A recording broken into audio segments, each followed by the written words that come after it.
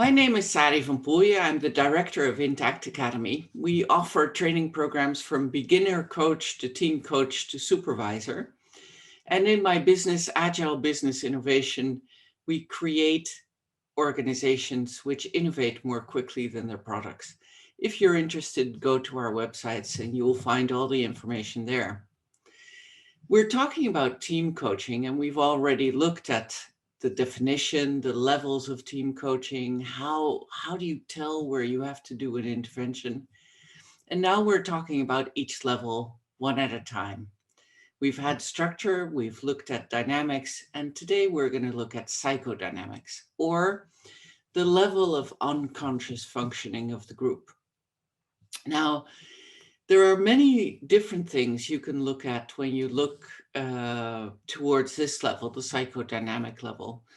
Within transactional analysis, we talk about Imago, we talk about transference and countertransference, we talk about the influence of script or life script on the team, and we also look at authority structure, personal authority. So what role do you get assigned when you come into a team? I want to talk about Imago because it's one of those concepts that are misunderstood and often used in a way that perhaps isn't very helpful for team coaching. According to Eric Byrne, an Imago is really a mental picture of what the group is or should be like.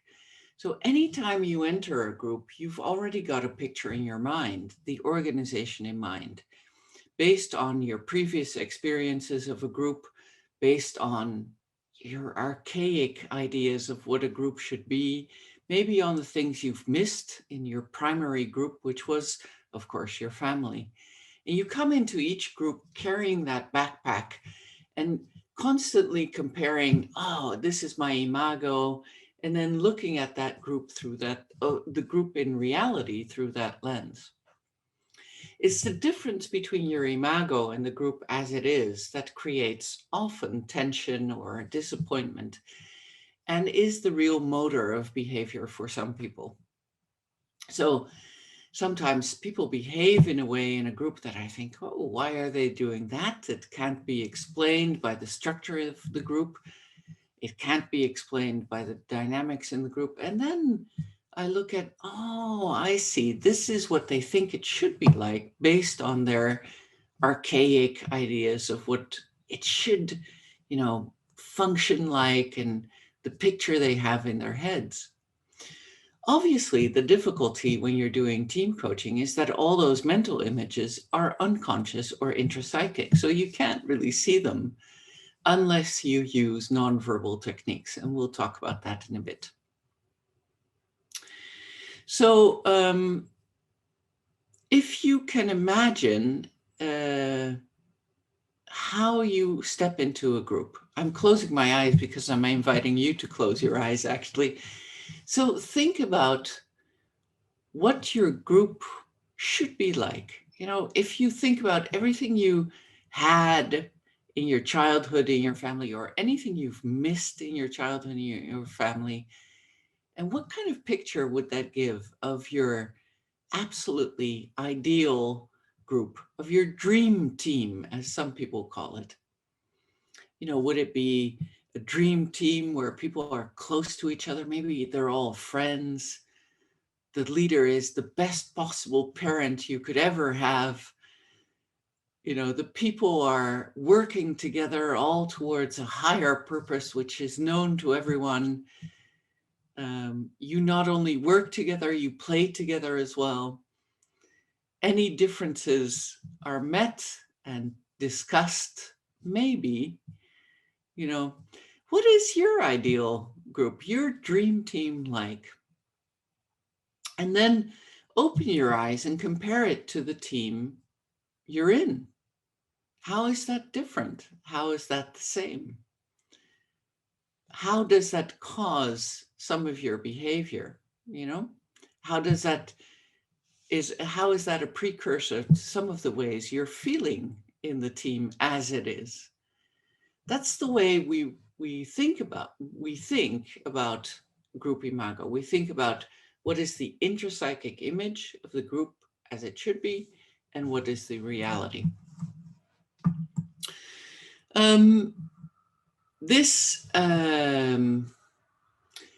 What we say is that people come into groups with this Imago, and then sometimes you see them behave in a way so that the team actually changes to fit their Imago.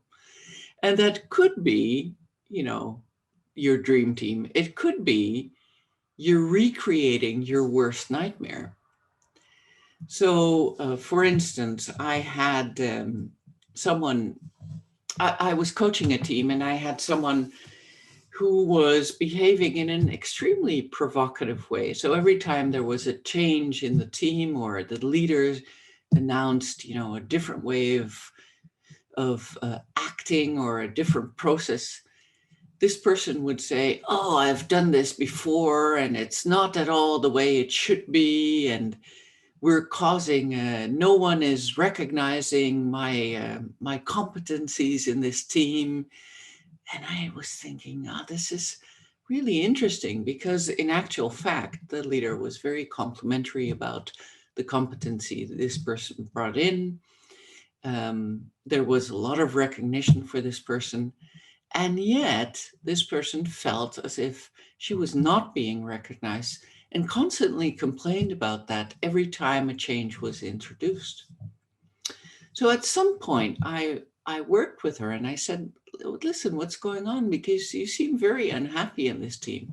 "Yes, it's not at all the way it should be." And so how should it be? If you would draw a picture of how it should be, what would that picture look like? And it was really interesting, because she drew a team and a leader and people in that team, but she didn't draw herself. So I looked at that picture and I said, "Hey, where are you?" "Oh, I forgot myself."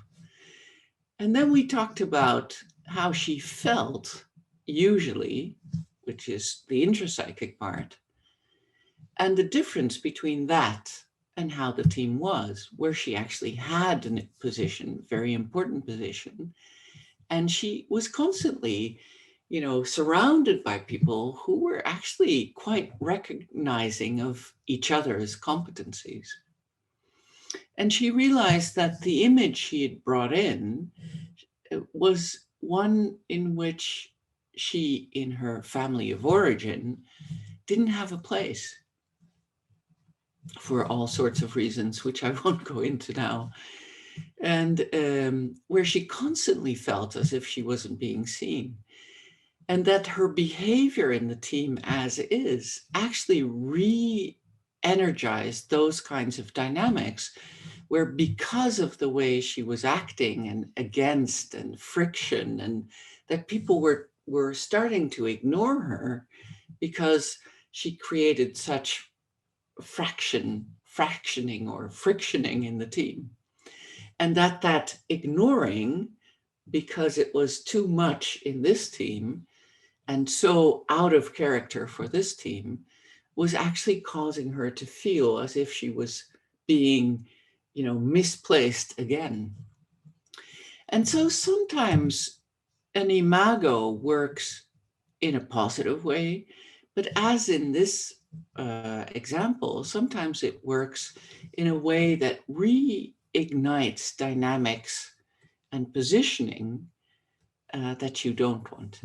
So it's really important in team coaching to look not only at the structure and the dynamics which are visible, but also to look at what is happening. Why are people acting the way they do? Could it be that they're carrying an imago inside that are causing them to behave in a way that they recreate something that they don't want, or that they absolutely do miss? That will give you a depth to your team coaching, which might bring you a step further. So my invitation to you is to draw your dream team, how you wish that your team would look like, and then to compare it to the team as is. And then to write down, how is this causing you to behave in a certain way?